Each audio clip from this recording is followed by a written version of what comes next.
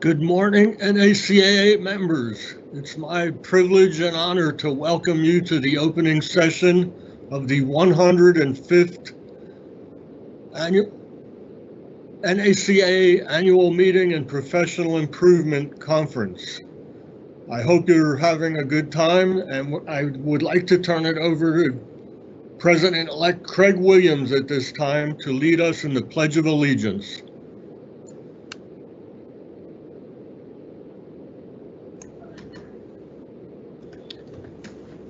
Thank you, Gene, and I would like to thank all of our county agent family members who have had or have family members serving in the military. I'd like to invite everyone to come with me and join me at the flagpole, and we will do the Pledge of Allegiance together. We will do that with the video that is about to follow.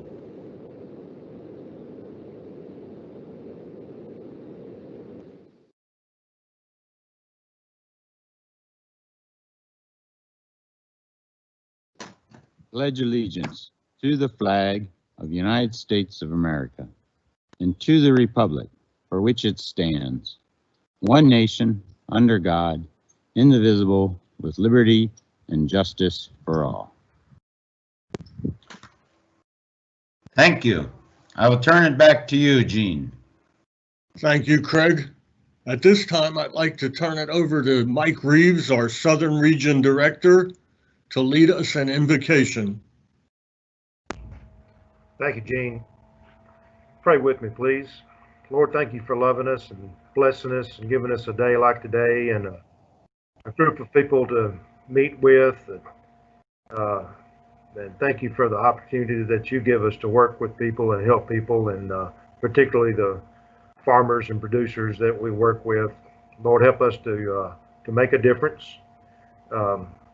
Help us to improve their lives through how we help them. Ask you that we make the most of every opportunity, and that in this time where we run into hardship and chaos, that we be a calm in effect and help us to always be kind to our fellow man. We ask you to bless this meeting and everyone here. In Christ's name we pray. Amen. Thank you, Mike. At this time, I would like to make a few comments. It is my privilege and honor as NACAA President again to welcome you here to the 105th National Association of County Agricultural Agents Annual Meeting and Professional Improvement Conference. and the first ever virtual annual meeting and professional improvement conference. A year ago, when we met in Fort Wayne, who could have predicted or have believed that an event would emerge, the global pandemic, which would shake our nation and our world and bring us to this moment? I stand before you today with mixed emotions, regret and disappointment that we were unable to meet in person in Virginia Beach and experience all that Virginia Beach and its environs have to offer. I am disappointed and extremely sad and very sorry that 4 years of planning, hard work, teamwork, and effort by the agents of the Commonwealth of Virginia were overturned by a novel new coronavirus that has literally turned the world upside down and changed all our lives in a few short months. As you may know, planning for an annual meeting begins 4 years before the actual meeting date, with the presentation and acceptance of a bid to host a meeting before the delegate session. The next 4 years entail planning, organizing, fundraising, negotiating, and more. As then NACAA Vice President in the Office of Rotation, I had the opportunity to work with the Virginia agents over the past 4 years, making a number of trips to meet with Andy Overbay and Teresa Pittman co-chairs, and all the other agents who worked on all the various committees needed to host an annual meeting. During my visits, I got to see a lot of what Virginia has to offer and made friendships that will last a lifetime, only to have the entire event blindsided by a phenomena that the world has not seen in over a century since the last pandemic. Please join me in offering a great big virtual thanks to Virginia, and please reach out to them and let them know that their hard work and effort is very much appreciated, and we hope that someday in the future, we will be able to visit the Commonwealth of Virginia for a future annual meeting. It is with great sadness and sorrow that I reflect on the unprecedented suffering, sickness, and loss of life that the past few months resulting from the impacts of COVID-19 in our country and our world, with over 7 million cases to date in the United States and 32 million worldwide, and over 200,000 deaths in the US and nearly 1 million worldwide. Sadness and sorrow at the enormous economic impact and loss that COVID-19 has inflicted on our farmers, ranchers, citizens, and nations, and sadness and sorrow at the racial and political tensions dividing our nation. At the same time, it is with no small measure of pride that I count myself among the ranks of county extension agents, extension educators. I hold a tremendous amount of respect and admiration for all of y'all, members of NACAA and our sister professional organizations, who have, as county extension agents, taken a leadership role in confronting the multitude of problems facing our nation and society, educating our citizens, and acting as a force for unity and inclusiveness. Men and women who get up every day, put their pants on one leg at a time, and face the challenges that the day may bring, assisting their fellow citizens confront their problems with unbiased scientific facts to help them make better decisions that will improve their personal and economic well-being. It is simply amazing to see how Extension has adapted and transitioned in the past few months to embrace virtual technology and social media to provide meaningful programs to support our farmers and ranchers and impact and change the lives of our citizens for better at a time when they need it the most. In terms of our annual meeting, the NACAA bylaws stipulate that we hold regional caucuses and a delegate session. In transitioning to a truncated virtual platform, the board has had to make hard decisions on what to keep in the program and has decided to retain as much of the professional improvement opportunities as possible. Under the leadership of Vice President Bill Burdine, the council chairs Brian Haller David Marison and Keith Michler, the committee chairs and vice chairs, have put together an excellent program which will offer something for everyone. In this virtual new world, we are all first-timers, and I ask that you keep an open mind and make the most of the 2020 AMPIC.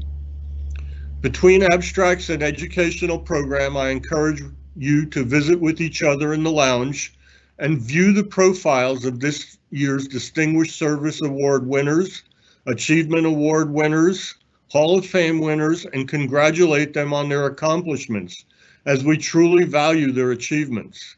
I hope also that you will visit our sponsors in the virtual trade show and take some time to enjoy the 4-H talent review.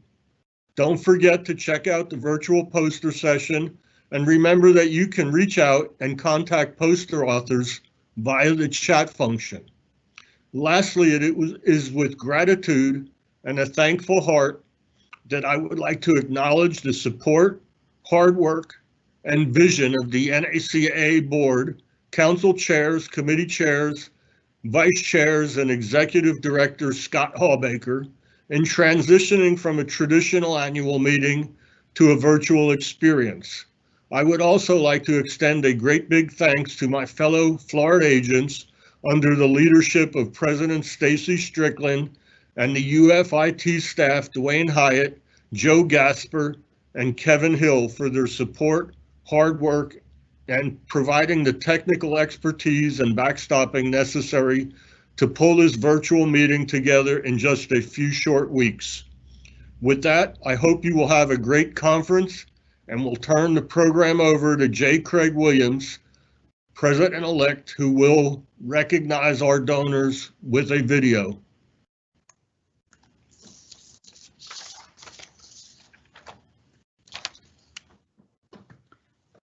Thank you, Gene, and a big thank you to Scott Hallbaker for his work with all the sponsors and partners that we have listed on our NACAA website. We will now go to the sponsor and partner video.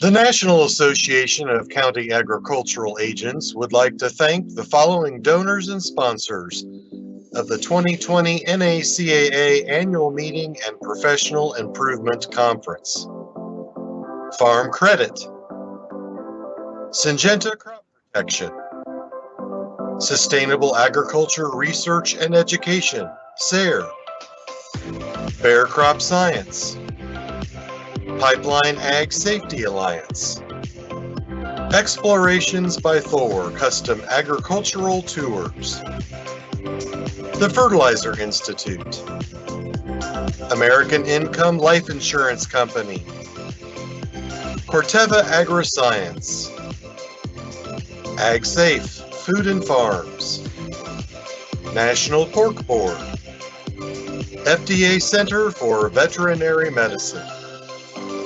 Thank you to our 2020 NACAA donors and sponsors. Okay, thank you. And again, be sure to thank our sponsors. They are the people that make our meeting possible. At this time, I'd like to turn it over to Terrence Walfork and Susan Kelly, who bring greetings from JSEP, and will present the JSEP Creative Excellence Award to Blair Griffin. Thank you, Gene, and thank you also, Craig. Thank you all for your hosting us. We wish you a very, very successful meeting. So my name is Terrence Wolfork. I'm the president of the National Association of Extension Program and Staff Development Professionals, and I'm also from Fort Valley State University. And I have my partner in crime with me, Susan Kelly. She's the past president of the National Association of Community Development Extension of Professions, which we call NAPDEP, and she's also with North Carolina State University. So we're with JSEP, or with the Joint Council of Extensionist Professionals. JSEP advocates for extension at the state and national level. We also foster collaboration between our association, and we create synergy for extension. One of the other things we do is encourage scholarships and professional improvement through a combined effort. The 7 extension professional associations who make up JSEP provide representatives to serve on the JSEP board. We also have representatives from NIFA, USDA, ECOP, APLU, and our own representative to the ECOP Budget and Legislative Committee. Each association has 3 members of the board serving on the JSEP board.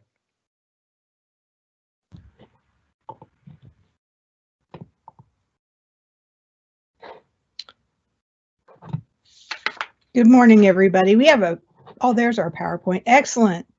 Go back to the poll, please. We do have a poll for you. Please respond to the poll question. Are you a JSEP member?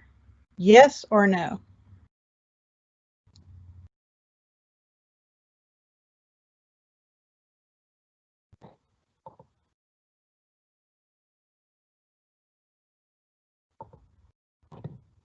I hope folks are completing the poll and seeing the poll.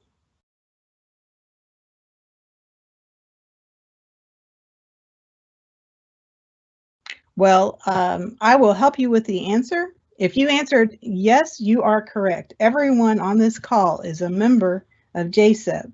Our member organizations are on the slide here. All 7 organizations are pictured: ESP, Epsilon Sigma Phi, ANREP, Association of Natural Resource Extension Professionals, and of course, I think a majority of us here are NACAA, National Association of County Agriculture Agents, NEAFCS, National Extension Association of Family Consumer Sciences, NAAP, SDP, National Association Extension Program and Staff Development Professionals, NACDEP, National Association of Community Development Extension Professionals, and NEA 4-H, YDP, National Association of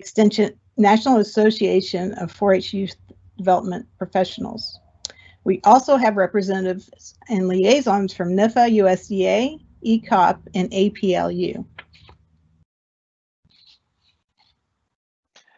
Thanks a lot, Susan. Since you did a poll, I think I want to do a poll also. So what I would like for us to take a couple of seconds and respond to the poll question: what JSEP member organization are you a member of? And please check all that apply. And we'll take a couple of seconds to work on that.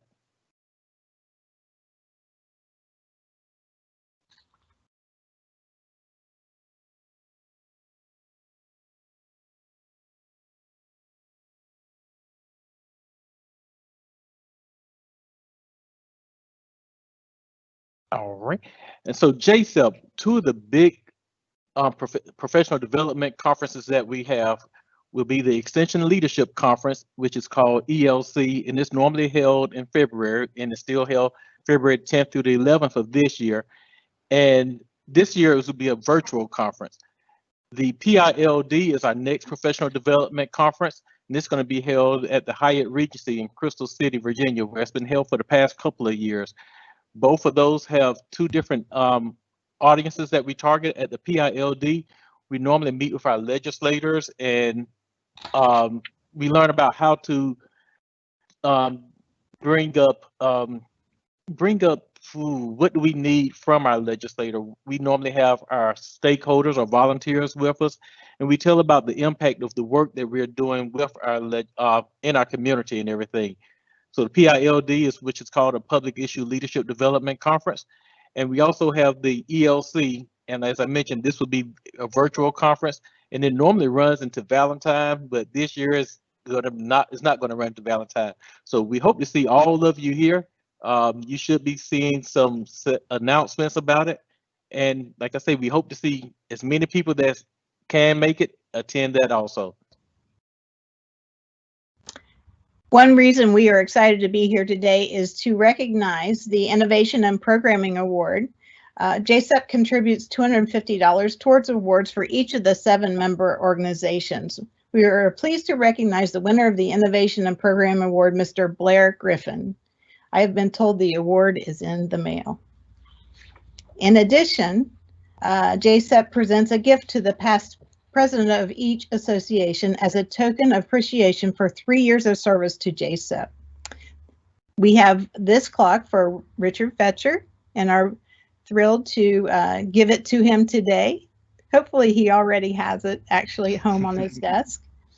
As Richard wraps up his 3 years of service to NACAA, we would like to say thank you. Your contributions have made a difference to the members, and you have been a great advocate for extension. You've helped build partnerships with the other associations, and you strengthened the professional development for all JSEP members. Thank you again for your service to NACAA and JSEP. Thank you. JSEP is all of us and all the program that we do to help communities and individuals thrive. JSEP strives to engage extension professionals by providing opportunities to improve their abilities and to help partner and understand the value of extension to our local clientele. On behalf of all the member organizations of JSEP, thank you and congratulations.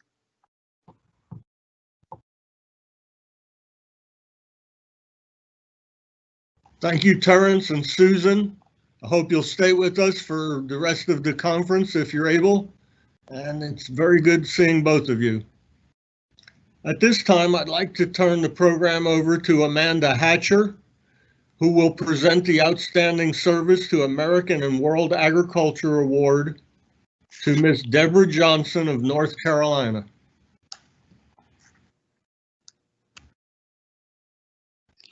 Thank you, and good morning to everyone. On behalf of the National Association of County Agricultural Agents, I would like to recognize Deborah Johnson, the 2020 Service to American World Agriculture Award recipient. When I think of exemplary service and making a difference in agriculture across the country, I immediately think of Deborah. Deborah has time and again been an inspiration to me and countless others who serve and are served through agriculture. Deborah has spent countless hours in national and state capitals, on farms and in boardrooms, in foreign countries and here at home, connecting agriculture at the local, state, federal, and world levels. She has protected farmers' rights to farm and spoken out to bring opportunities and resources to farmers. She has provided leadership and support to the National Pork Board, the National Pork Producers Council, the North Carolina Pork Council, but also to the North Carolina 4-H Development Fund, the North Carolina FFA Foundation Advisory Board, the North Carolina State University Agricultural Foundation, and many others. At the federal level, Deborah has worked with organizations to improve trade agreements and access to markets. She assisted in the Farm Bill process to include support for farmers and exclude limitations on farmers. Deborah has worked to improve policy decisions for farmers, including limiting federal control on farms and improving agricultural labor. Deborah has worked on the state level to expand North Carolina's right to farm law, increase trespass protection to North Carolina farms, provide input on agricultural permits in the state to ensure conditions were reasonable and workable, and keep agendas of activists from impacting legislation to hurt our farmers and their operations. If you ask Deborah how she was able to do so much to help agriculture, she would just smile and tell you all about everyone else who has made those accomplishments possible.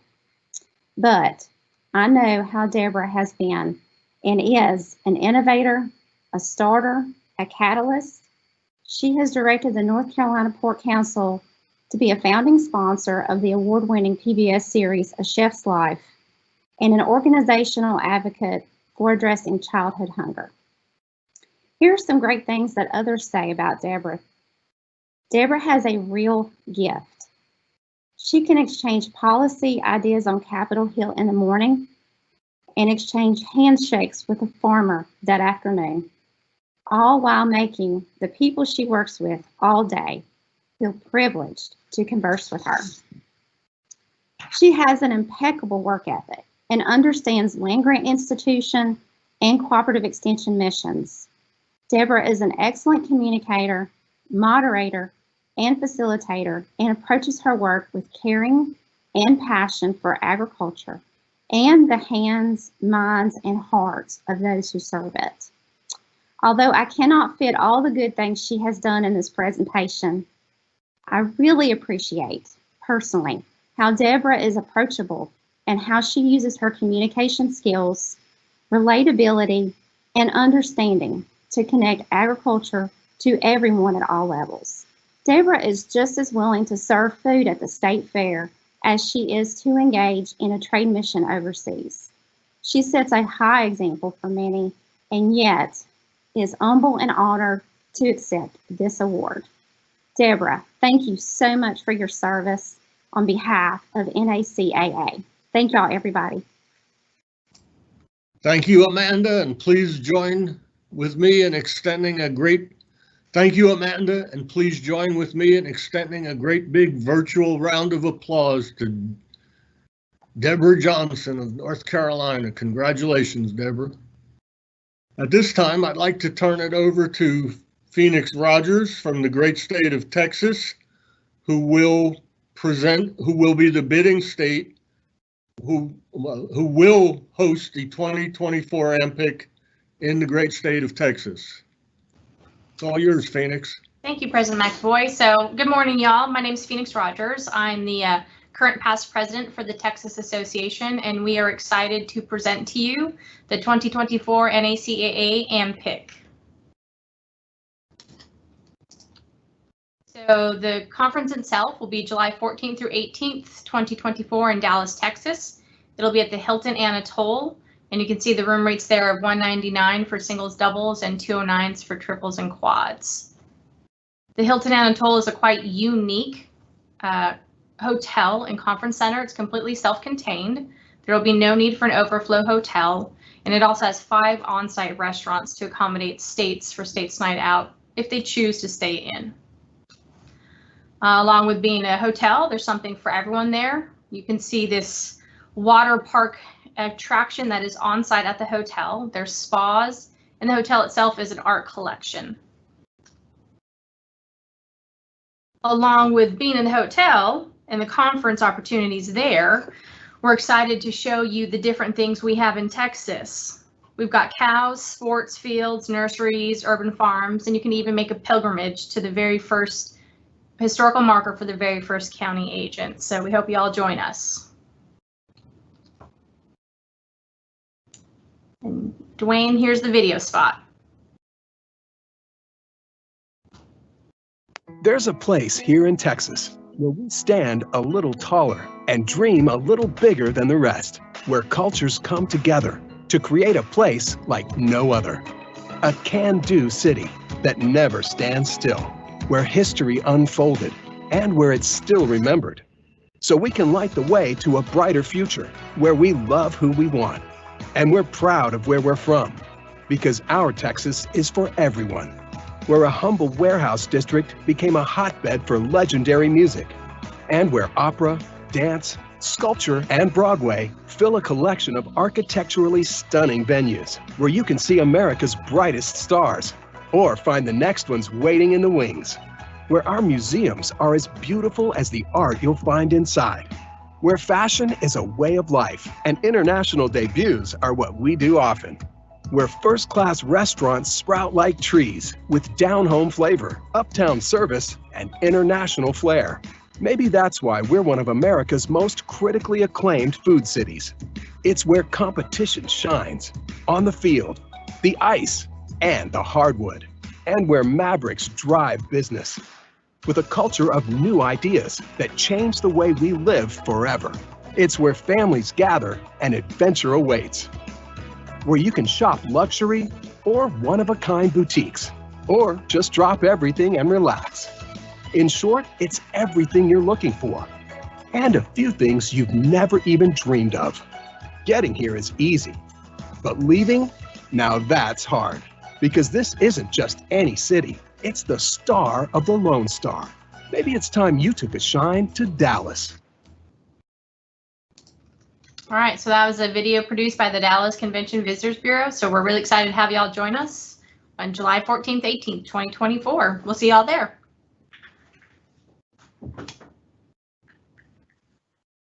Thank you, President McBoy. Great. Thank you, Phoenix. Looks like you have a good program in place. And we look forward to joining you in Dallas, Texas in 2024. Thank you. I look forward to having you. Okay. At this time, it's my pleasure and privilege to introduce our keynote speaker, Michele Payn of Cause Matters. Michele Payn is an advocate for agriculture. She connects the people in science of food and farming as principal of Cause Matters Corporation. She is known for being a community catalyst, a passionate advocate for global agriculture, and antagonizing people into action.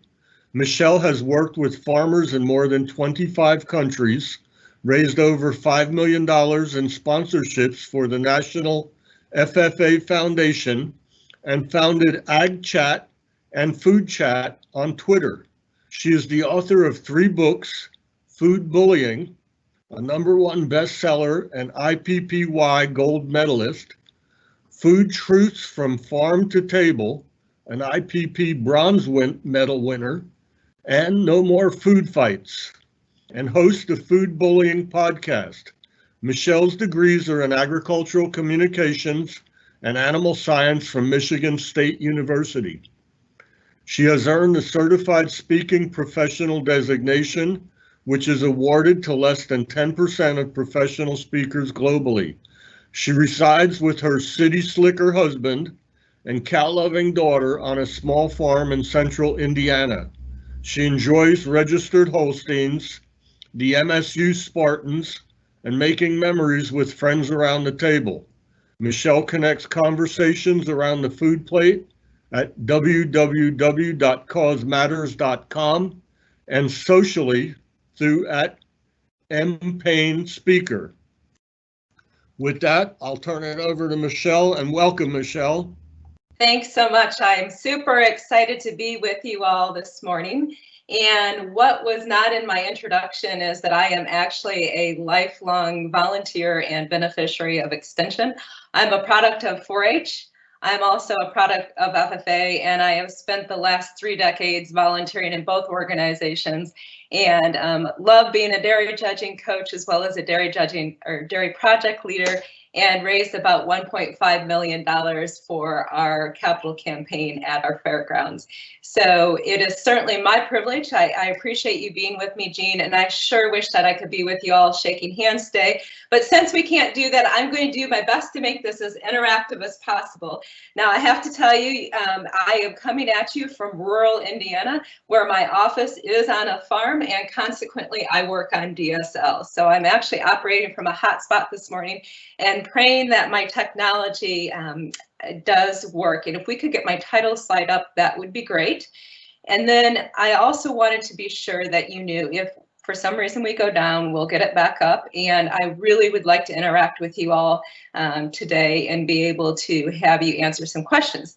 To start that first is I wanted you to know where you're coming at us from, because I understand we have people from all over the country.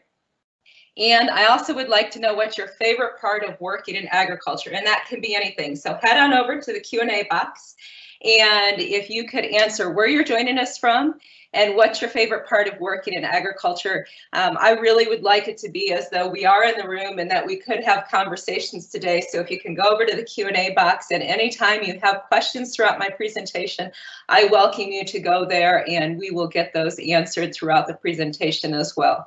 So I'll look forward to your responses. Now, when you think about take food bullying by the horns, I'm sure that many of you have never heard of food bullying. It was actually a term that I coined when I started writing food bullying about 2 years ago now. And it is basically where we are at with the agriculture conversation. And to frame this, I really want you to think about the fact that it's always about the people, not the product.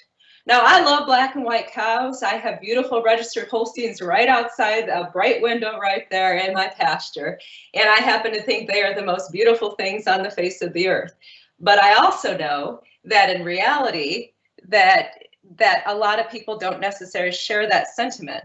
And so when I think about where we are in agriculture, I think that we have to be able to do a better job of sharing who we are as the human beings. And so when you consider that, my hope is that you will be able to really consider who we are working with. So Gene, I see, has responded, and his favorite thing is interacting with farmers and ranchers. And again, if you could head over to the Q&A box and let me know where you're coming from and what the best part is, that will allow us to really understand and tailor make some of this material. So again, when we think about the people of agriculture, my hope is that today we will frame the food bullying discussion actually looking beyond the agriculture side of the plate and going to the consumer side of the plate, because whether we like it or not, the reality is that consumers are shaping what we can and cannot do in agriculture, and that bullying is unfortunately negatively affecting us, whether we're in North Carolina, whether we're in Ohio. I see somebody who was working in Athens, Ohio. You're not that far away from me. I actually grew up in South Michigan and Hillsdale County. Denise from Iowa, thank you. And so many of you are talking about the people. If there is one thing that I could hope that we can all celebrate today, it's the incredible people of agriculture. It's not about the products. I don't care whether you grow grapes, whether you have beef cattle, whether you're in South Florida or whether you're in Alaska. The reality is that we share a commonality with working with the most wonderful people in the world. Oh, and I see somebody from Lapeer, Michigan. Hello, I'm a Spartan, very proud through and through. And there's lots of Buckeyes on here too, I see as well. So, as we move forward, I hope that we can continue celebrating what's right and what's wrong in agriculture. And when you step back and you think about food bullying and you consider the challenges that we have in agriculture, we live in a very different society today, don't we? We live in a society where, unfortunately, we have people who put chickens in tutus.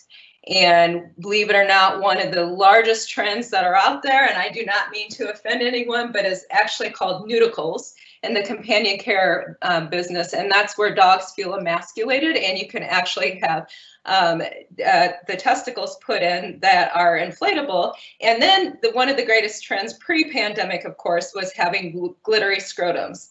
As a person who knows how to castrate and does that regularly, I just couldn't even imagine. I'll just leave it at that. But very different times than what we are all used to. And the reality is whether you are out at a restaurant or whether you are grocery shopping or whether you're laying next to the pool, there's all sorts of claims that are being made on products. Do we really need to know that a suntan lotion is GMO-free and vegan? Do we really need to know that it's gluten-free? And when we go to a restaurant and we look at menus and we look at the crazy claims that are out there, just making sure that everything's appearing. We look at the crazy claims that are out there. I love dairy products. I know a whole lot about how dairy products are produced. And the reality is I've never met free-range cottage cheese, and I would hope that you do not as well. The claims that are out there in the restaurants, in the grocery stores. And how about this one for size? I was recently out in Idaho, and I don't mean anything against Idaho folks. I happen to love y'all, but this was a $75 bag of organic, grain-free, grass-fed chicken liver dog food. $75. I don't know about you all, but I can't afford that. And so when you continue to look, and if you're in the produce business, and you know that the reality is that there's a list out there called the Dirty Dozen put together by the Environmental Working Group, which is an activist organization that measures chemical residues on a completely different level than EPA.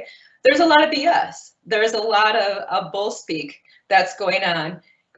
And then, of course, we are in the midst of a pandemic that has caused incredible problems within our own business, within our own communities, and I'm sure you've seen the negative consequences throughout your counties.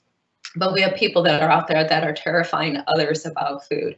So my hope is, as you are all responding from all across the country, thank you for responding. I love seeing New York, New Jersey, North Carolina, Anderson, Indiana. Hello to everybody who's out there in Indiana. I hope you are enjoying this beautiful weather as I am. But the reality is that no matter where we are, or no matter what part of agriculture we're working in, this fear, this misinformation, this bull speak about food is impacting all of us. It's impacting our futures, and it's impacting all of the great people that we work with. So I would encourage you to think about the quote that really sums up nicely.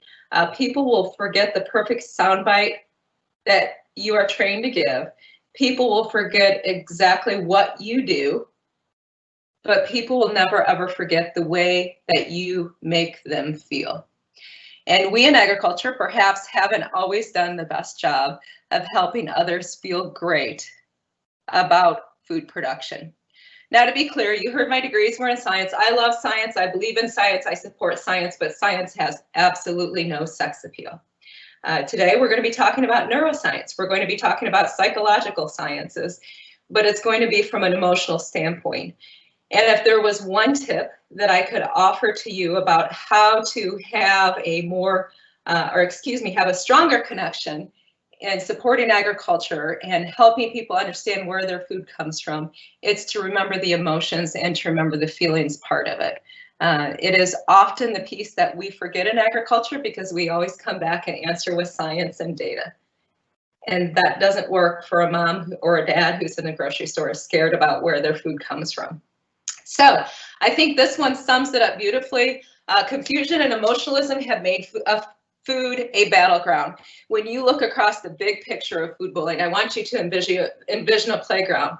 And over on the swing set, you have the bullies. And then going down the slides and in the soccer field is all the marketing misinformation that's out there. Food is a $5.75 trillion business. And yes, that's trillion with a T. The reality is that this emotionalism is being shoved down our throats. And so over at the slides on this playground, you have the marketers pushing information. By my calculations, there's about 200,000 claims that we have to sort through when we go to the grocery store. So it creates this confusion and it creates this emotionalism. And I would love to hear from all of you about what you have seen that's been created as far as the emotionalism in the food conversation and your part of the world, because I know it is varied a great deal. So I'm going to type that in. If I can type and talk at the same time, it would be great. So how has emotionalism impacted the farm and food discussion in your part of the country? There we go, and that is in the Q&A box now for you. Because when you step back and you think about bullying, and this is bullying on the playground with typical bullying, which of course is a huge problem that we have, but it's also bullying around food. It's created confusion. People don't know where their food comes from. They feel guilty, particularly in light of the pandemic, where we have so many people who want to make the right decision, that are very health conscientious, and they're being told that food can prevent corona, which we all know it can't. And then there's this distrust that's happened, because when you look at all of the videos that have come out and the misinformation from the activists, and it goes on, and at the end of the day, unfortunately, it's resulted in higher priced food, higher priced inputs, more regulations for farmers, and an overall disconnect from the farm and stress. And so it's a bit of a challenge that we have, I think, to look at the big picture and look down the road and understand really what's going to happen with all of this. And so food bullying operates from a point of privilege. It's the conversations that we have in the States that we can't possibly have in, for example, Africa, where food insecurity runs so high. But it operates from a point of privilege of assuming a superiority. You're more superior if you shop at Whole Foods. You're a better parent if you come to a parent group with a Trader Joe's logo on the bag. And if buying organic is something that you choose to do, great, but that doesn't necessarily make you to be a more superior person. And unfortunately, it removes choices. When you look at the choices that have been removed in agriculture in particular, from pesticides to fungicides, to herbicides, to some of the modern day farming practices, to RBST and so forth, choices are being removed on the farm. And as you work with the different farmers in your counties, I'm sure that you probably have seen that. And so this is what the cycle is that we're going to continue to refer back to today. And it's the food bullying cycle that starts with the disconnect. The reality is Michigan State, my alma mater, go green, got to get that in there, a few years ago did a study that showed that 75% of people are disconnected from the farm. They haven't been on a farm or a ranch in the last 5 years. And it's a bit of a challenge. If you've not been to someplace, you're immediately disconnected from it, which creates distrust. Illinois Farm Families also did a study that showed people trust farmers, but they don't trust farming. And there's a line there. One is a human, the other is a practice. So it's people versus practice. And we'll spend a lot more time on each of these. And then that distrust basically creates a fear of the unknown. If you don't know something, do you trust it? Of course not. And so the fear of the unknown is leveraged by bullies. That fear is created. Bullies prey on that fear, and they create confusion, pushing the brain to think emotionally and to be able to take a look at what is happening in the brain is really important. So we're going to have a video that comes up, and I would ask for you to hang with me. I can tell you that it's a bit of a different perspective than what we have, probably what you have shared previously. It starts looking at some of the neurosciences, and it's actually really fascinating because it's scientific proof as to why people think the way they do about food and farming. So if we could get that video up.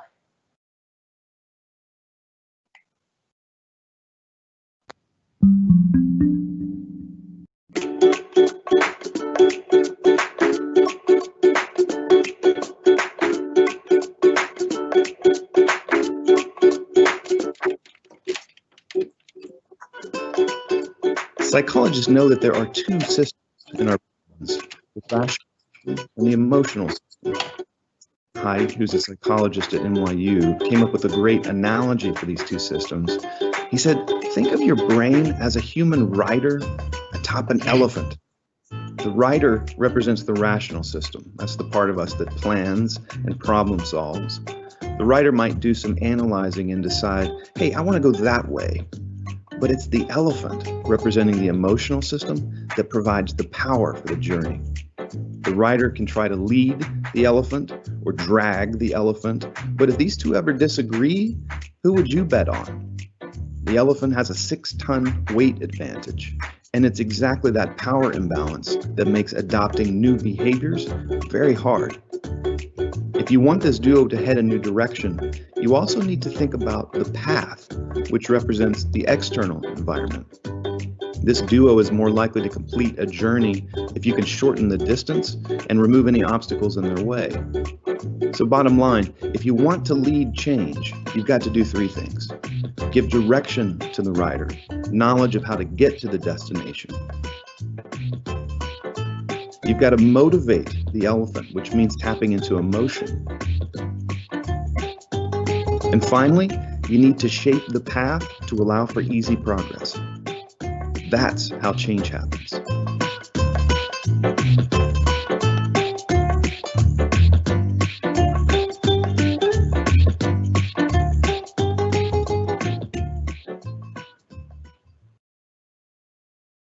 So the role that I see all of you in Extension having is to be able to help shape that path, to be able to motivate people on both sides, frankly, from agriculture as well as consumers, to help them understand what we're faced with within food production, and to be able to continue helping those that are in agriculture understand why this is an issue. So when you consider the emotionalism, I know that's something that not many of us think about regularly, but it is absolutely critical when you consider the food bullying cycle and how bullies prey on fear. Because clearly, if someone is fearful of their food, they're going to be positively motivated to believe negative messaging. If someone is fearful of their health, they are going to continue to believe in the emotionalism. And it's one of the reasons why we in agriculture have to be a lot more proactive. And I would hope that those of you in Extension would be able to help with that, to allow those that are in production agriculture. And again, I don't care if it's trees or grass or cattle or emu, to be able to help people on the agriculture side of the plate understand how important that emotionalism is. So when you look at the different food bullying levels, I know this is one of the issues that many people want to understand. There are different levels of bullying. So when I wrote the book, Food Bullying, which we'll put a link up so you can have access to an author signed copy if you want one at a discount, but we'll get the link up for you in a little bit here. The different levels that I wrote about was basically starting out at the bottom and really looking at it as a zealot. One way is the right way to eat. You can only eat organic food or you are a bad parent. Or judging those who don't make the same choices. You look down your nose when you go past a cart in the grocery store where someone has all frozen foods in it because they make different eating choices than you. Evangelizing. Think about the animal rights activists on campus that are handing out the grotesque brochures. When I was at Michigan State University, we actually had an animal rights activist that was so crazy about evangelizing that they turned into full-on bullying because they tried to burn down our animal science building that I worked in here. So it's a real challenge when you consider the different levels that there are. And then when you consider taunting, those that like to embarrass others that are online. For example, if you want to embarrass someone because they didn't buy the right ingredients to make their foods with, or shaming.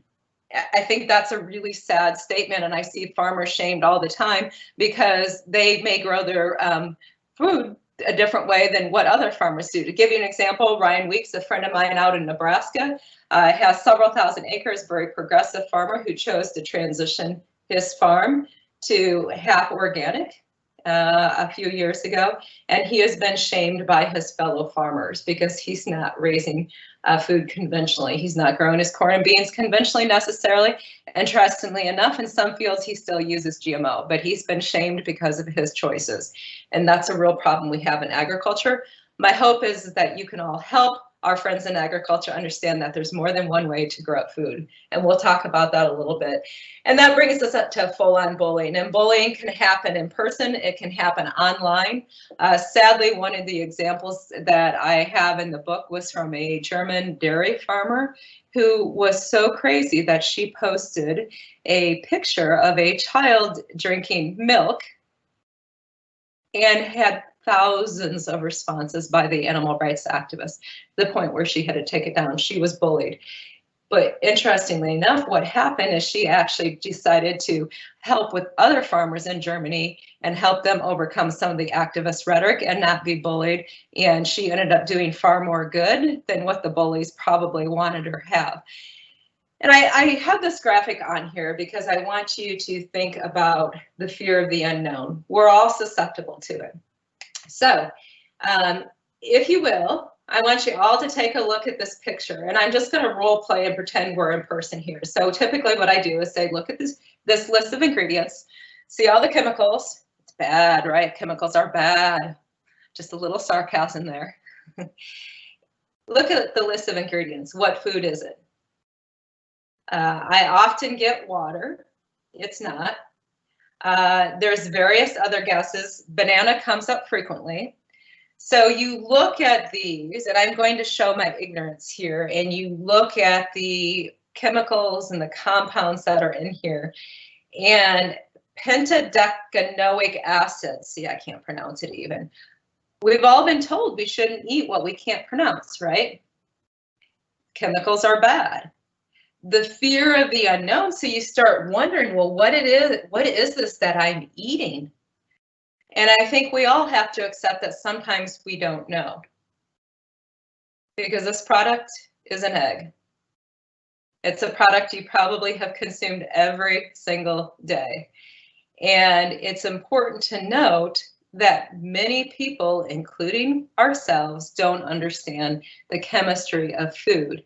And in a time where people are living in fear of COVID, and they're being told that there's immune boosting foods, and they're being told that they shouldn't eat things that we can't pronounce, we need to understand the emotionalism that's out there.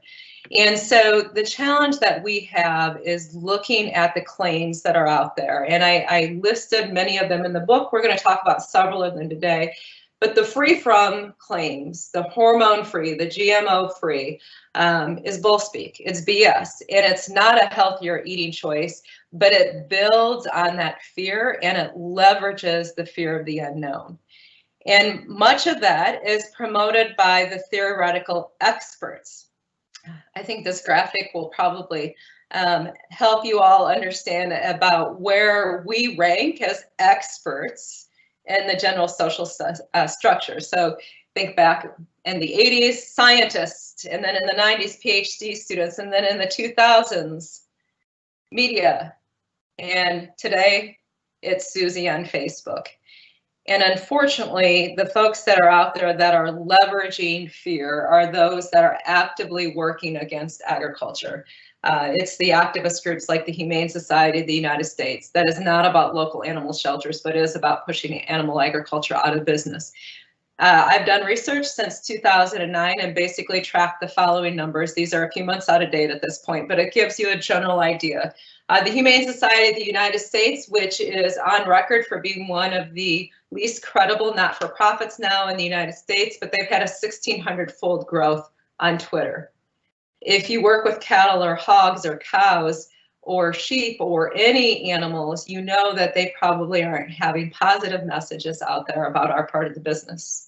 Greenpeace, very active up in Canada and in some states, very anti-GMO and have worked in a variety of fronts, have had a 508 growth since Pinterest started. And when you look at the other organizations, I think that you'll get the idea. It's a little scary, isn't it? So my question is, if we have all these folks that are out there leveraging fear, that are misrepresenting agriculture, is our voice in the conversation? When you consider the fact that the Humane Society and Greenpeace both have over 300 million followers on Facebook, that's a huge challenge we have, but it's also a great motivator because it's why your voice matters as an expert. If you can try to help folks in agriculture to continue to get that information out there, it's absolutely critical so that we can overcome some of this fear messaging that we have. And so when you consider the opportunity to be able to keep that rational writer under control from the video and to be able to help the rational writer control the emotional elephant. It's about taking some of the contentious topics like GMOs. A study out of Texas Tech University, all of you folks from Texas who are next year's conference will like this. Dr. Tyler Davis, who's in the Department of Psychology at Texas Tech, did a study that actually showed how people process information about modern day food production technologies. And what he found was that the more contentious topics are processed as fear. They're processed in a different part of the prefrontal cortex. Now, if you're like me and you're not a neuroscientist, the prefrontal cortex is right here. It's what's right behind your forehead. And there's one part that processes emotional thoughts and there's another that processes rational thoughts. Contentious topics are actually considered to be top practices, I should say, such as using hormones, using antibiotics, and GMOs. The less contentious topics are those such as animal welfare and sustainability. And we'll talk a little bit about each of those, but if this makes it a little bit more relatable, this is what we need to do. If you've ever shown cattle, I happen to love showing cattle, and so does my 16-year-old 4-H member. And we know we will never be as big as our cattle. I mean, I'm clearly not that big. My daughter's taller than me, but a whole lot skinnier than I am as a cross-country runner. And so we have to leverage ourselves as a rational rider, if you will, against that emotional elephant. We control those animals by leveraging our strengths, which is our brain power and knowing how to handle the animal properly. And so we'll spend a little bit more time about that. But one of the things that I think is fascinating when you look at taking food bullying by the hands is psychology actually shows, and there's a paper from Psychology Today that does a brilliant job of describing this. It shows that misinformation gets trapped in our brain. So it's literally trapped in our brain until we have clear examples that overcome that misinformation and can help overcome the fear of the unknown. And it's an important part for us to understand how to overcome some of the emotionalism. So I'd asked you a bit ago, and if you could all type in the box now about how emotionalism has impacted the farm and food conversation in your state and your part of agriculture, that would be extremely helpful, because I think that we see different ways that emotionalism is impacting this conversation depending on where we are at. So if you want to go ahead and type in the Q&A box again about how emotionalism, some examples of emotionalism, how it's impacted the farm and food conversation in your part of the world, that would be great. And Jean, have there been any other questions that have come in that I have missed? Few people have commented that they appreciate labeling because they have allergies and it enables them to distinguish between products that may cause harm to them and those that are safe. Yes. Yep, absolutely critical, and labeling that is defined certainly is something that is essential. And one of the things I wrote about were allergens in the book, because a lot of people don't understand the importance of allergens. And I was shocked, and if you have allergens, which I suspect several of you must have from that type of comment, you know that people will try to bully you at times. I was shocked. My sister-in-law in Iowa has a very severe peanut allergy. She actually has a number of allergies, and she had coworkers who would regularly leave open peanuts on their desk when she came in to have a meeting for them or with them. And that's a level of food bullying I had never considered. And then I've heard the same thing happening in schools as well. So my hope is that we can all be a bit more sensitive around that. Any other questions, Jean? Just some comments.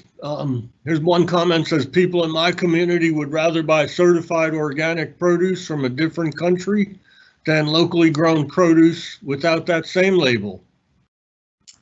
Yeah. Another saying that definitely hearing emotional speak about pesticide use. How about vegans and vegetarians that are shamed and judged for their choices? This is very true. As a vegetarian who works in agriculture, I feel more bullied for this reason than I have ever experienced. So to the person who posted that, I would invite you to listen to the Food Bullying podcast. We actually had a vegan on.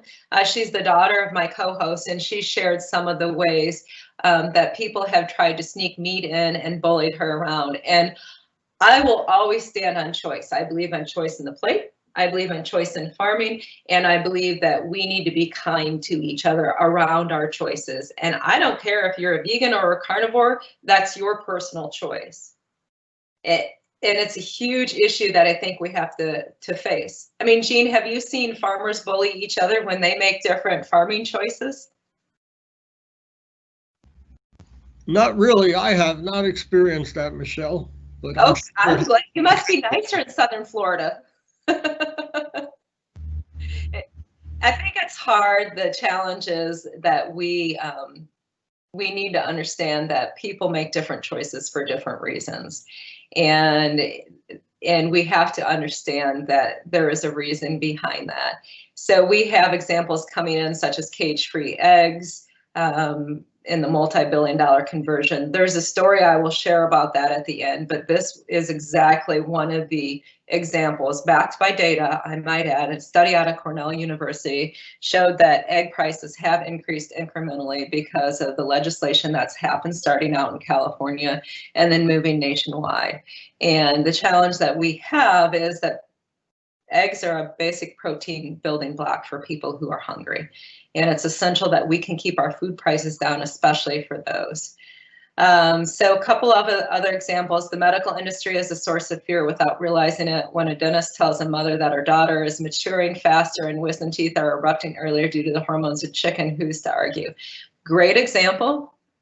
poor one, of a poor behavior, of course. So one of the things that when you look at food bullying is to look at the implied power. And I break it down into the implied power of platform, think food babe. The implied power of position, think doctors and dentists in this case.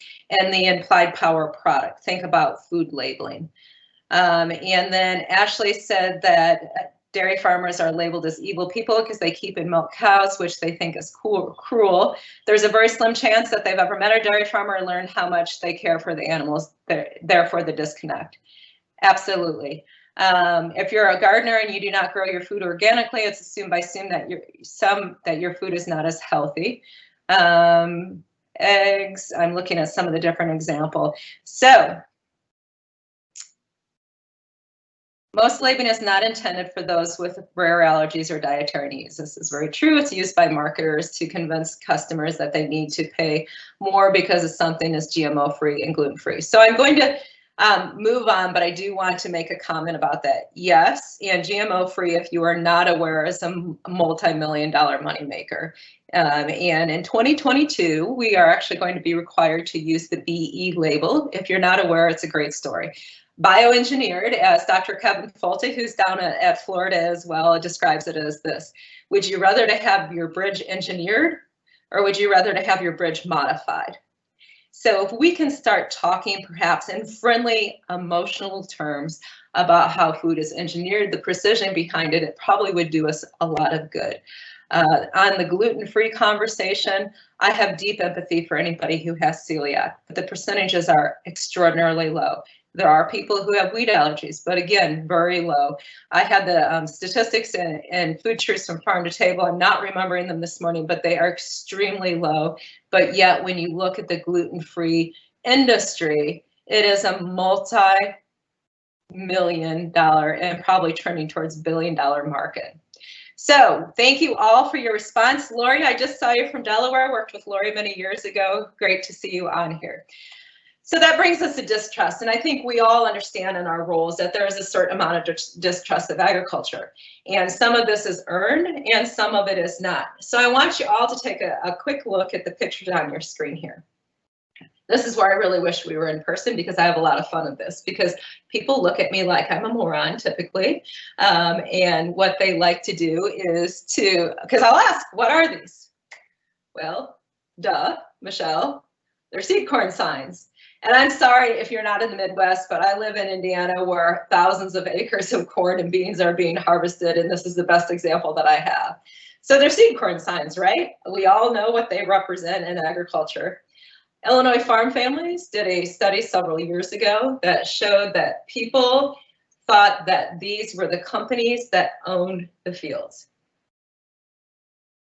And I'm sure you're probably snickering, several people are. And some others are going, okay, I can understand that. And others are going, that's crazy. Well, think about it. Real estate signs with companies' names. There is a legitimate reason why people may think that. And we sometimes have to look across that proverbial plate and think about the different perspectives that folks bring to the table. Because they do not trust the practices of farming. They do trust the people of farming. There have been numerous studies that have been done post-quarantine during the pandemic in the last couple months that have shown that farmers, and I would equate all of agriculture to that, have moved up in credibility while sports figures have moved down.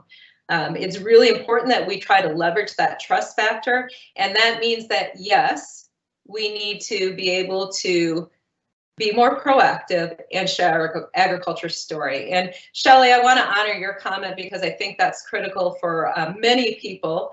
I can't tell what state you're in, but she said that being a voice for agriculture, she feels like she's preaching to the choir. Yes, that can be absolutely true, but with very few exceptions, as I've worked across all of the states in Canada, even in rural communities, people often don't understand modern day farming practices or may have questions. She feels that her influence is so small as compared to PETA. Well, the good news is that PETA is one of the least credible and trustworthy organizations internationally. So that's the good news. The bad news is we don't have that kind of funding or time. But again, what we do have is trust. And I think that if you do live in a rural community and you want to be able to engage in this discussion more proactively, social media is probably a great place for you to go. But I would also challenge the thinking that just because you're in a rural community doesn't mean that you don't need to help people understand modern day farming practices. For example, Gene was recently on our food bullying podcast. And while I am from Michigan and produce is a huge deal there, I've never seen produce raised the way that he does. And to have that insight is absolutely critical so that I can learn more about modern day farming practices in a sector that I'm not intimately familiar with. And likewise, I can be able to help others understand about the dairy business. So we're going to talk about some of these different issues from the Texas Tech study. Those that are more emotionally accepted are sustainability and animal welfare. So first, sustainability, and we're going to go through this fairly quickly in the interest of time. Sustainability is a squishy one. It's squishy because few people have a real definition of sustainability. It can have negative insight or negative perceptions. It can have positive perceptions. So this is what I would ask you. You are an expert in your area of extension. You're an expert in agriculture, and you have a better perspective on sustainable practices that are used and why they are used. So if you can better illustrate on an emotional level through story about why we do what we do in agriculture, that helps continue to showcase to people that agriculture does care deeply about the environment. For example, my husband, who's not from a farm whatsoever, he likes to tell everybody that farming is women's work on our farm because my daughter and I do most of it, and that's perfectly fine by both of us because that's what I grew up doing and that's all that she's ever known. And he said the other day, he's like, well, I wonder what the fertilizer use is on lawns as compared to acreage. And I said, well, an average cornfield, it's about 9 times more on lawns than it is in agriculture. And he goes, oh, of course you knew that. And the point is that, yes, we know those types of stories, but we don't necessarily tell them. And one of the best ways, and this goes back to my book, Food Truths from Farm to Table, where I actually showed a study out of Minnesota that showed the multi-million-dollar impact. I believe it's $25 million over a decade that a farm family has on a community, is that sustainability has to include the viability of family businesses. That is a story that in today's time, where we have any number of small businesses struggling, resonates extremely well with people. So I would encourage you to make sure that we're including stories of the family business as we talk about sustainability. And when you look at the opportunity to be able to talk about animal welfare, I'll admit when I first saw the study, I was a little shocked that animal welfare was considered to be emotionally acceptable in the brain and that it was processed in a positive way. But here's the reason why I'm quite sure. No study has ever proven this. This is just Michelle's opinion.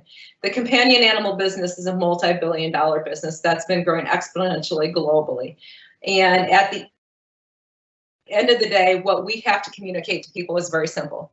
My cow is not your dog.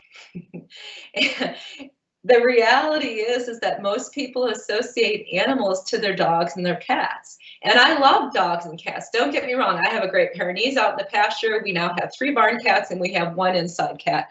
I love companion animals, but my cow is not your dog. My cow does not live inside.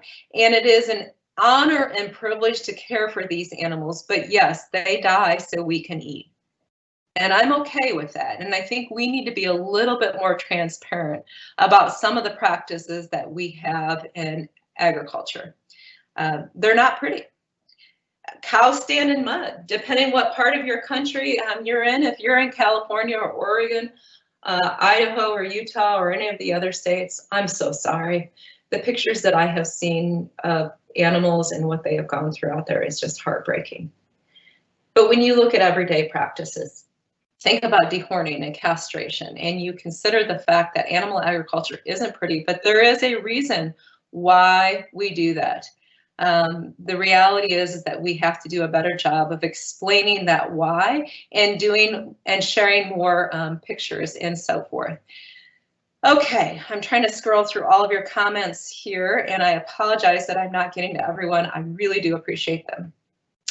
Antibiotics, sensitive topic, isn't it? One that many people have different opinions on. This is what I know for sure. 87% of antibiotics that are used in animal agriculture are never used in humans. Those that are used at very limited basis. And what I absolutely know for certain, and the way that I typically will lead the conversation sounds like this. If I'm with a group of other moms, or if I'm speaking to dietitians, which I do a fair amount of, I'll simply say this. Have any of you ever had mastitis, or had a woman in your life that's had mastitis? And yes, men, I know you're squirming a little bit now, so I'm sorry to make you uncomfortable. But the typical response is this: oh, I had it, it's horrible. Or my girlfriend had it, or my wife had it, it's a terrible, terrible infection. So yes, it is. And when my cow Peppermint, with 70 pounds of udder hanging between her legs, has an infection and her udder's inflamed and she's in pain, it is cruel for me not to give her antibiotics. And by the way, that milk is tested multiple times on the farm, at the bulk tank level, at the processor, before it's bottled, and so forth. But typically, by positioning it as an animal welfare issue, it allows us to get more into that emotional part of the brain, if you will. Study after study has clearly showed that if we can talk about the protocols that are in place around antibiotics, whether it's meat or whether it's milk, that consumers are considerably more comfortable with that. And that brings us to the final one. And that is the most contentious topic that I think there probably is in the food arena today, and that's GMOs. It's really important, number one, not to lead the conversation with GMOs. GMOs operate in the part of the brain, as far as where the brain processes information, where people live in fear. And I should mention that this study that Tyler Davis did at Texas Tech used fMRI, and fMRI is the functional magnetic resonancy imaging. Sorry, I'm not a medical person, so I always mess that up. And what it basically is where it shows pictures of how the brain is processing information, and it's lit up in different places. What's interesting is fMRI has only been used for the last 25 years, so it's a relatively new aspect. And the study is published in Food Bulletin, which looks like this. I will get a link in there so you can grab that too, of where you can get the book if you would like one. And basically, the whole study is in there, and it shows that people live in fear of GMOs. I mean, we didn't need a study to show that, but it shows why. And the way that we need to talk about GMOs is not from agriculture's benefit. I feel pretty strongly about this one. We need to be able to talk about GMOs from the benefit to consumers. Whether it's simply being able to talk about how GMOs save the papaya from the blight, or the fact that a cucumber gene actually contributed to the research. It may not have been the final savior of papayas, but it's a great way to show people how cool the science is. But the best way that I find to talk about GMOs is twofold. Number one is my phone, which I'm a little afraid to touch right now because it's operating on the hotspot, and being able to help people understand. This is literally what I will do. I'll be working with a group of other women who are outside of agriculture typically, and I'll say, hey, looks like you've got, is the 11 the latest Apple phone? I don't even know, but or the latest iPhone. I clearly don't have one. And I'll say, so you stood in line for that for multiple. Oh yeah, it's a great piece of technology. So well, that's interesting. I don't have that, but can you tell me if you take Instagram off of your phone and let's say you put Twitter on in place of it, is it still an Apple iPhone? Well, yes. I said, well, that's interesting because that's what GMO is. If you take a gene and you insert it into a corn plant to make that corn plant be naturally resistant to rootworms, which by the way eat the plant and they're disgusting and they kill things and it's not sustainable, then isn't the corn plant still a corn plant? They'll be like, well, yes. I said, well, that's what GMO is.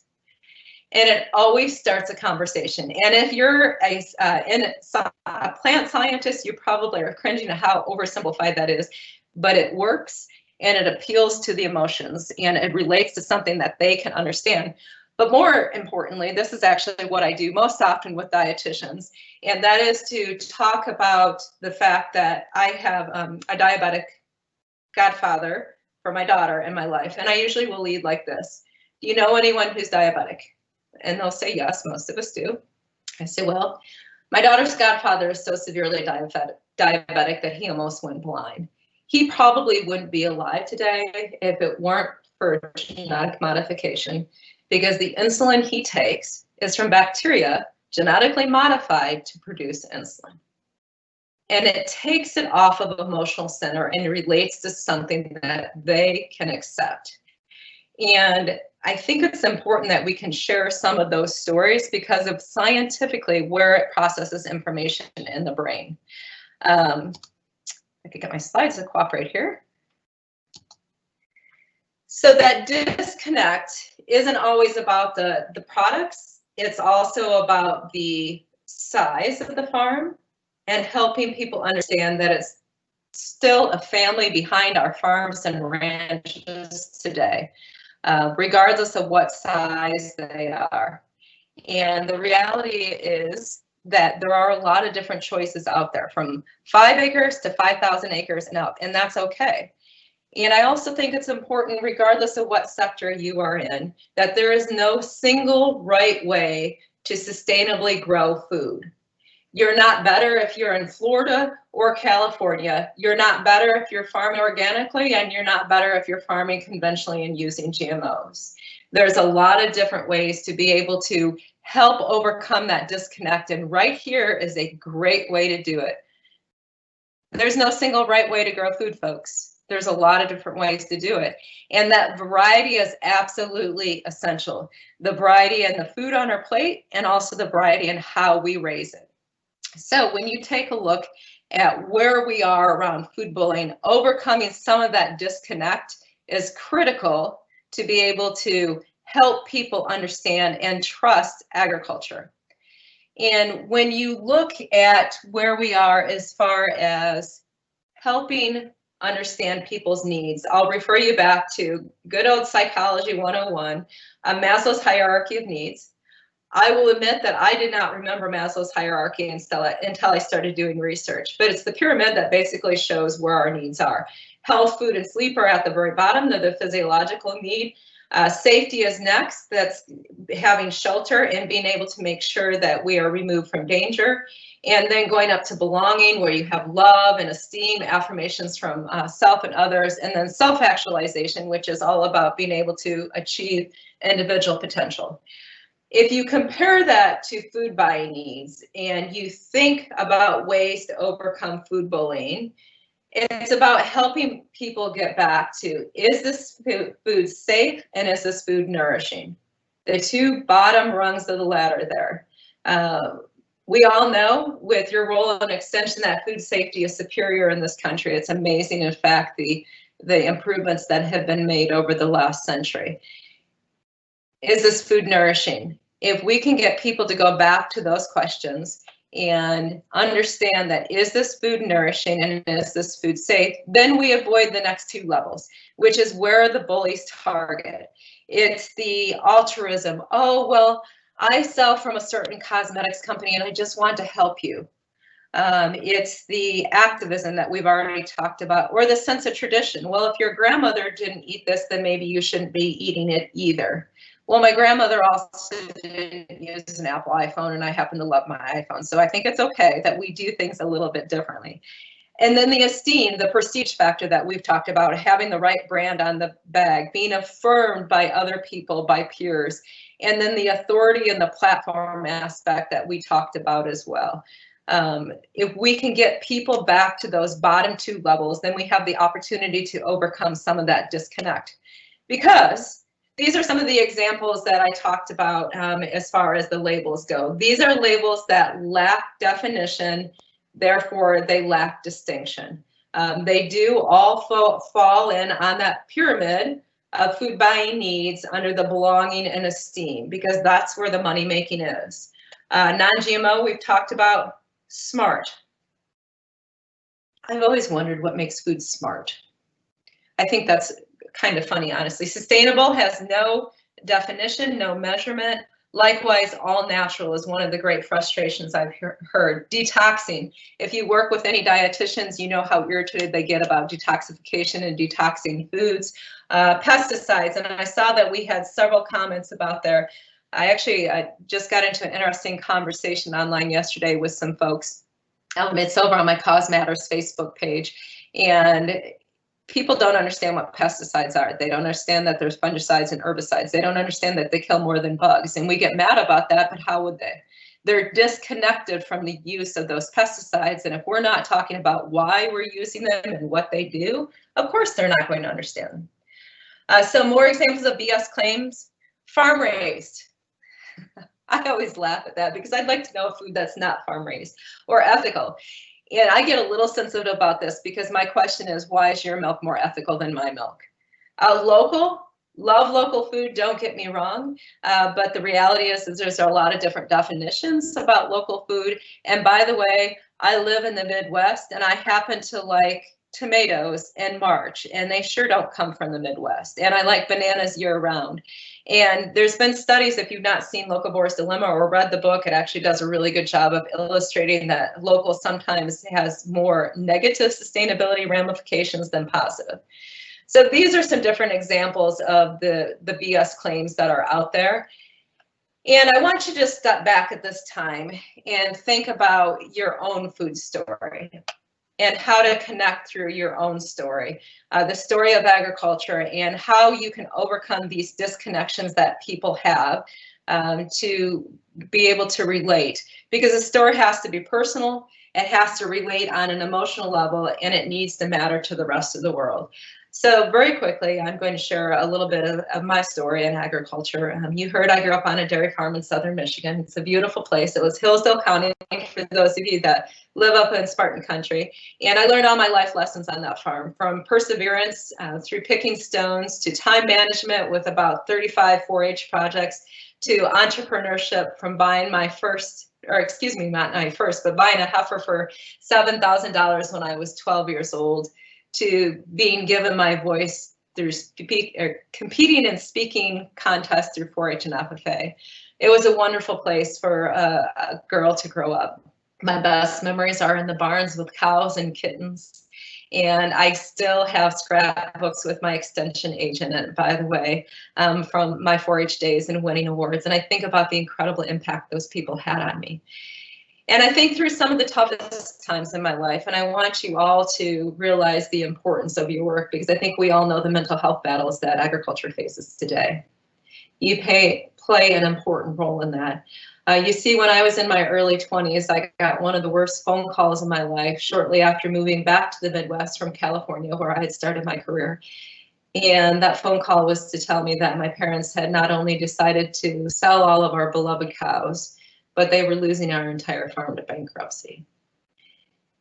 And I'm here to tell you, if you've never walked in those shoes, you don't know what it does to a person, because you want to lay down and die with your dreams. And you don't know what to do next because your identity is so wrapped up in the farm. And what I took away from that was that I was supposed to be able to help the American farmer and rancher speak out more effectively and help people understand where their food comes from.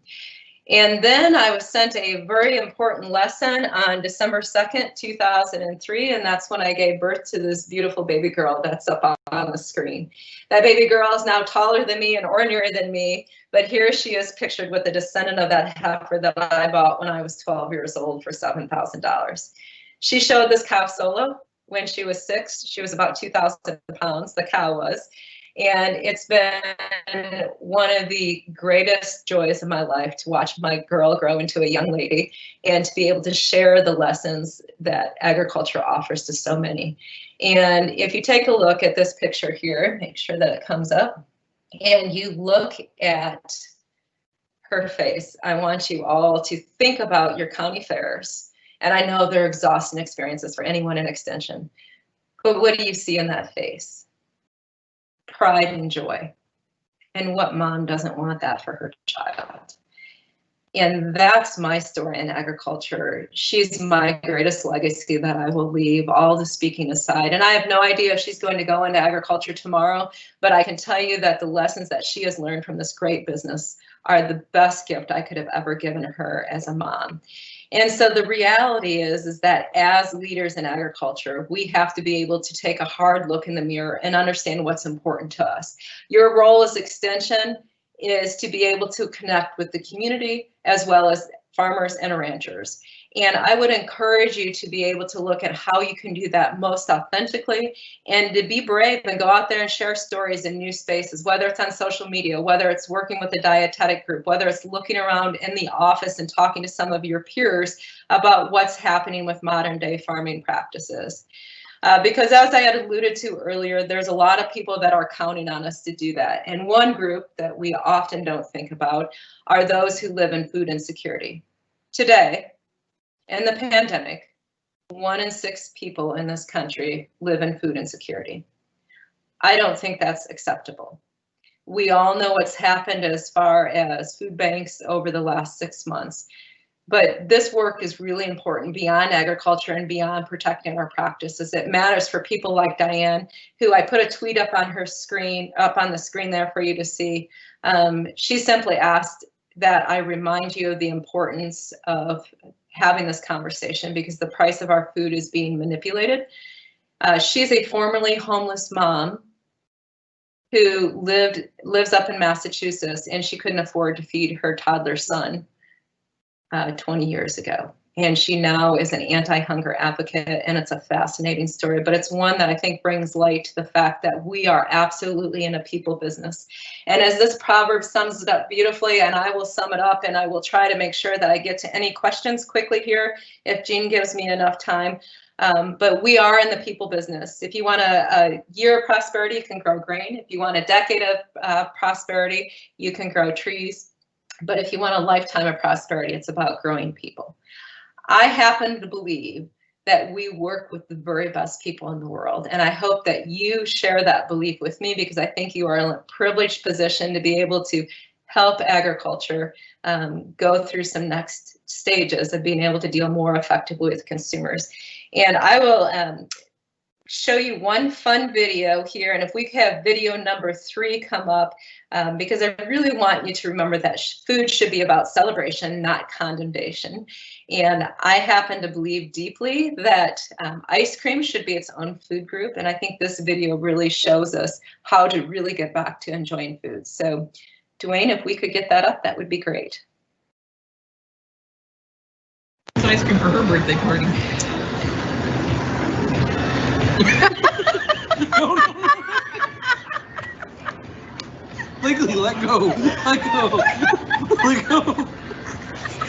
You gotta help him, Brittany. It's ice cream for her birthday party.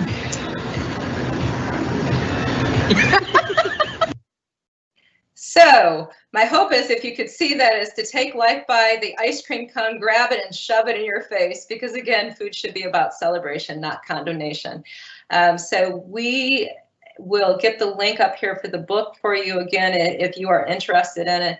I've seen many of you made comments. Jean, are there any Q&A that I can answer quickly? I want to make sure that you all have a phenomenal conference and that I don't get you off schedule here. So let me know if there's some questions you would like me to focus on. Let me run through these real quick.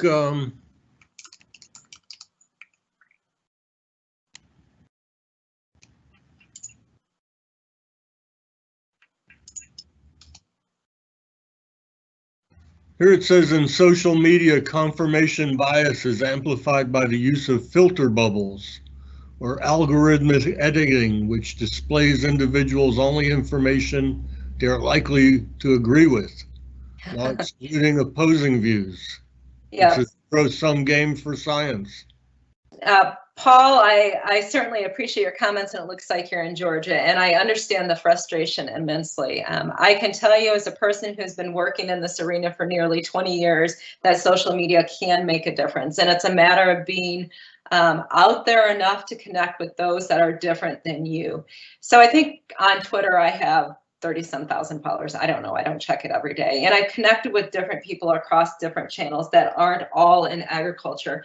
And I can tell you without exception, it's worth the time, because I can reach people by sharing pictures of our cattle, by sharing pictures from other farmers and explaining why we do what we do. And I can also tell you that it's connected me with news organizations such as CNN and USA Today and others. And I don't say that to brag, but I would just really encourage you that we can beat the algorithms. It's hard, granted. But for example, on Instagram, I'm connected with a lot of dietitians. They're always reposting my stuff in their stories because they think it's cool to be connected to an agriculture person. We need more agriculture people in the conversation. I agree wholeheartedly, Michelle. Unfortunately, we're about out of time. Thank you so much for your joining with us today. And again, wish you all the best. Thank you. Thank you for having me. And thank you so much to your staff for making this work. Okay. Yes, it worked perfectly. Thank you. Have a great conference, Gene. You too. Okay. With that, we're at the end of our time. I really don't have any big announcements other than to make sure you visit the different aspects of the team. You're able to wander around at your leisure.